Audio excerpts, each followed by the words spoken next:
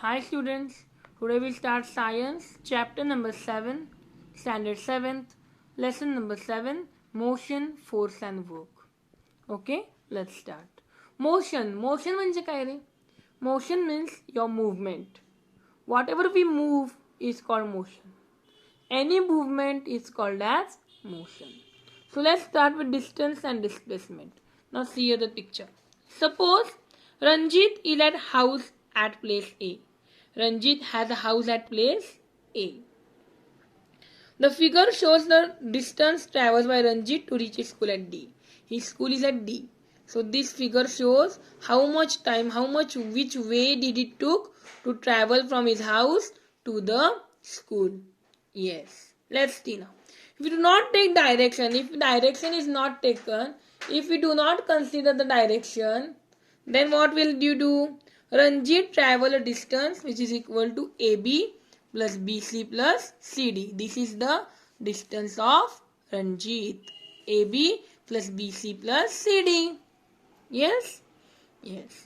Now, his displacement was equal to AD. किती distance travel केला तरी तो AD एवढी displacement त्यांनी केली.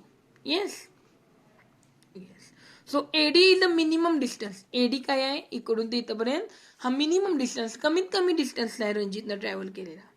So that minimum distance is called as displacement. And distance means actual length. Actual त्यांनी कुठनं असं घेतला तो डिस्टन्स झाला. आणि ही मिनिमम लेंथ, मिनिमम डिस्टन्स काय झाला A to D. म्हणजे minimum distance is called displacement and actual length और actual length is called as distance. Distance is a scalar quantity and displacement is a vector quantity. Yes.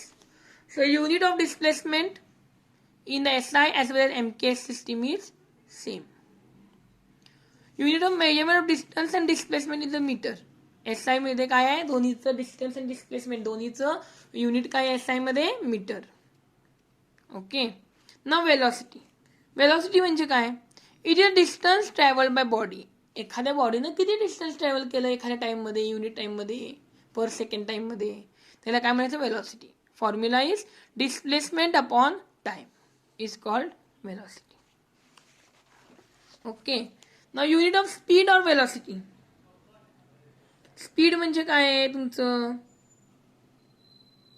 Distance upon displacement म्हणजे काय झालं speed. Distance upon time म्हणजे speed आणि velocity म्हणजे displacement upon time. मग आता बघा वेलोसिटी कशी काढायची असते डिस्प्लेसमेंट अपॉन टाइम. डिस्प्लेसमेंट किती आहे सपोज 1000. टाइम किती आहे 25. मग मीटर काय SI मध्ये मग मिनिट्स SI मध्ये आहे का नाही मध्ये कन्वर्ट केलं 60 सेकंड्स मध्ये मग 60 म्हणजे 0.66 मीटर्स डिवाइड केलं आन्सर काय आलं 0.66. It is velocity. And speed means distance upon time. Distance 1500, time 25, 60 upon 60, that is 1 meter per second. Understood? Now we'll study average velocity and instantaneous velocity. Average म्हणजे काय A to B, B to C, C to D. A to B 10 असेल, B to C 10 असेल, C to D 20 असेल. मग सगळं मिळून त्यांनी average किती काढलं ॲव्हरेज किती झालं मग तिन्हीचं ॲडिशन करायचं आणि किती डिस्टन्स आहेत 1, 2 आणि 3. मग सगळ्याचं ॲडिशन करून त्याला 3 डिवाइड करायचं म्हणजे काय झालं ॲव्हरेज डिस्टन्स. आणि इन्स्टंटेनियस म्हणजे at a particular point suppose at a point C or at point D at a particular point at that instant how much speed is covered or how much velocity is covered is called as instantaneous velocity. कळालं? Yes. Now we'll move to the acceleration. Now see. In the previous example, truck covered the distance AB at velocity of 60 km per hour. If you take the example of truck, it covered the distance of 60 km per hour. That is velocity for distance CD is greater than the velocity of distance. म्हणजे CD साठी BC पेक्षा velocity काय आहे जास्त असणार आहे. You know that truck driver increases or decreases. आता car माहिती आहे का कार सगळ्यांना मग कारमध्ये खाली स्पीड वाढवायला ॲक्सिलेटर असतो का ॲक्सिलेटर खाली ते पायर असतं बघा दाबलं की स्पीड एकदम वाढते कारची Yes, it is called as accelerator. So accelerator means increasing the speed. So formula of acceleration is change in velocity upon time. Change in velocity म्हणजे वेलोसिटी किती चेंज झाली, पहिला जर 10 असेल मग ॲक्सिलेटर दाबल्यावर वेलोसिटी स्पीड वाढणार, वेलोसिटी वाढणार आहे. त्यामुळे किती चेंज झाली, चेंज म्हणजे दोघांचं मायनस केलं. स्टार्टिंगला सपोज तुम्ही आता निघालाय, ठीक आहे, मी फुल स्पीडमध्ये आहे, हां ॲक्सिलेटर दाबलाय आणि तुमची स्पीड 50 km/h आहे आणि मध्ये स्पीड ब्रेकर आला.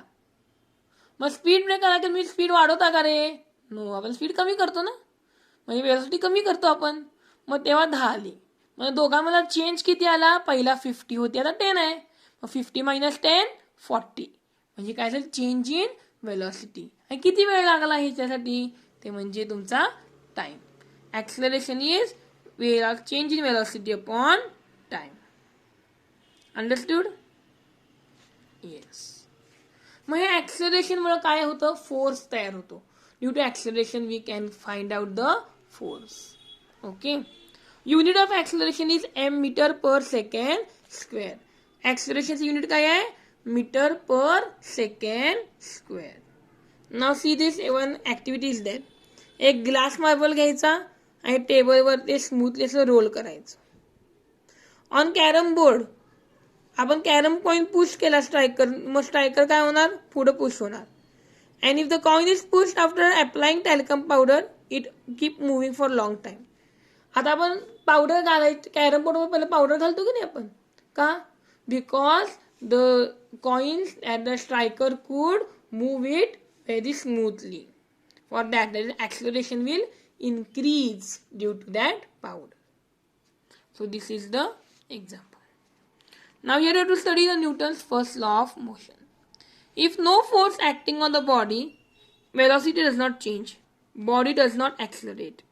If a body is stationary, it will remain stationary. म्हणजे काय, जर आपण बॉडीवर एखाद्या फोर्स लावला नसेल तर ती वेलोसिटी चेंज होणार नाही, म्हणजे ॲक्सिलरेशन होणार नाही.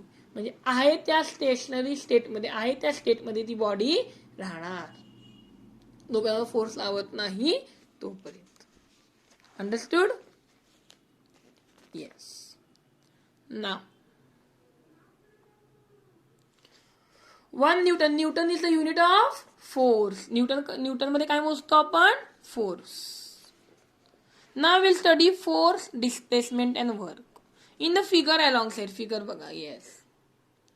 A string attached. A string लावली ना? Yes. A wooden block on the table. It's passed over a pulley. या पुलीवरनं पास केले, या वुडन ब्लॉकला आणि वेटला स्ट्रिंग लावली. On applying the weight, block will be seen to move. जर आपण वेट लावलं की हा ब्लॉक काय होणार, पुढं सरकणार, मूव्ह करणार आहे. Which force is applied? तो कुठला फोर्स असणार आहे? If the block moves forward, it has been displaced. Block पुढं मूव्ह करतो म्हणजे काय झालं, तर डिस्प्लेसमेंट होतीये. Due to this displacement we say that force has done some work. त्यामुळं फोर्स काय करतो, थोडं काम करतो, वर्क करतो. वर्कचा फॉर्म्युला काय आहे, force into displacement, F/S. Work done. ठीक आहे. Work done by force equal to force into displacement. In SI unit work is joule. SI system मध्ये वर्कचं युनिट, वर्क कशात मोजतो आपण, जूल. आणि फोर्स कशात मोजतो, न्यूटन. आणि डिस्प्लेसमेंट मीटर. आणि CGS सिस्टीम मध्ये आपण वर्क कशात मोजतो, अर्ग. कशात मोजतो, अर्ग. Understood the chapter? Yes. In next video we'll study next chapter. Bye bye.